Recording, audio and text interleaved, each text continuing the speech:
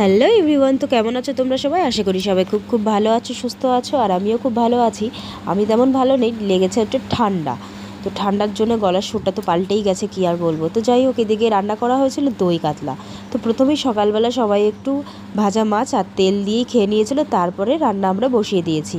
তো এখানে শুধু আজ আমি একা রান্না করিনি, সাথে ছিল আমার ভাই বউ। তো রুবি আর আমি মিলে দুজনে মিলেই রান্না করেছি। রান্নাটা ওই করেছে, পাশে থেকে একটু দুজনে মিলে হেল্প করে করে রান্না করেছি। তো ভাই প্রথমে বাজার থেকে নিয়ে এসেছিলো কাতলা মাছ আর পাবদা মাছ। তো প্রথমেই তোমাদের সঙ্গে তো সব রান্নাটা একবারে ভিডিও করে দেখানো যায় না, তো ভাবলাম কাতলা মাছের কালিয়াটা কাতলা মাছের বানাচ্ছি দই কাতলাটাই আগে শেয়ার করি তোমাদের সঙ্গে। তো পরের আরেকটা নেক্সট ভিডিওতে তোমাদের সঙ্গে পাবদা মাছের রেসিপিটা শেয়ার করব। তো যাই হোক, এদিকে প্রথমেই মাছের তেল ছিল খুব সুন্দর, একদম টাটকা তেল। তো সেটা পেঁয়াজ কাঁচা লঙ্কা দিয়ে সুন্দর করে ভাজা করে নিয়েছি, রান্না করতে লেট হবে বলে। তো প্রথমে এটা ভাজা করে এই তেল দিয়ে আর একটা মাছ দিয়ে সবাই খেয়ে নিয়েছিল সকালবেলা। তারপরে আমরা গুছিয়ে তারপরে রান্না শুরু করেছি। তো এদিকে আমরা প্রথমে তেলটা সুন্দর করে ভাজা করে নিয়েছি, আর তেলটা ভাজা হয়ে গেলে সবাইকে খেতে দিয়ে দিয়েছিলাম। তো প্রথমে সব ভাই, তারপরে যে কর্তা জন বসেছে, তাই যাই হোক এদিকে ওদের খেতে টেতে দিয়ে আমরা খাওয়া দাওয়া করে কমপ্লিট করে তারপরে চলে এসেছি রান্নাঘরে। এদিকে তারপরে মাছগুলো এক এক করে সব মাছ ভেজে নেওয়া হয়েছে, তারপরে নেওয়া হয়েছে আলুগুলো ভেজে। আলুগুলো বেশ বড় বড় করে কাটা হয়েছিল, একটু ভাজতে সময় লেগেছিলো। তারপর যাই হোক এদিকে তেলটা দিয়ে দিয়েছিলাম ফোড়নে জিরে, তেজপাতা আর শুকনো লঙ্কা। তারপরে মিক্সড করা মশলাটা দিয়ে দিলাম।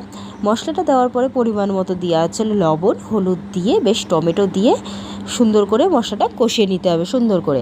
তারপরে কষানো হয়ে গেলে তারপরে ফেটিয়ে রাখা যে দইটা ছিল সেটা দিয়ে দিয়েছিল। দইটা বেশ সুন্দর দই ছিল, টাটকা দই। তো যাই হোক এদিকে তো দেওয়া হয়েছে। তারপরে দেওয়া হয়েছিল একটু কাজু বাটা। কাজু দিলে কিন্তু টেস্টটা কিন্তু বেশিই হয়, আর মশলার কালারটা দেখেছো কি সুন্দর হয়েছে। তো যাই হোক সব মশলাপাতি দিলে কিন্তু রান্নাটা বেশ ভালোই হয়।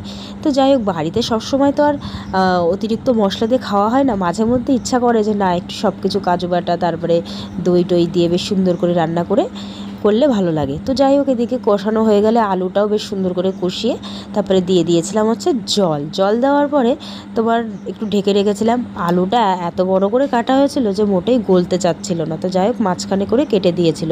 তারপরে আলুটা একটু গললে তারপরে শেষে দিয়ে দিয়েছিল মাছটা বেশ সুন্দর জাল হলে তারপরে গরম মশলা দিয়ে মাছটা আমরা নামিয়ে নেব। বেশ সুন্দর গন্ধ এসেছিলো, রান্নাটার কালারটাও সুন্দর এসছে, বেশ সুন্দর কালার। তো যাই হোক এদিকে রান্নাটা কমপ্লিট হয়ে গেল। তারপরে শেষে ভাইকে খেতে দিয়েছিলাম, তো ভাই বলল রান্নাটা খুব সুন্দর হয়েছে।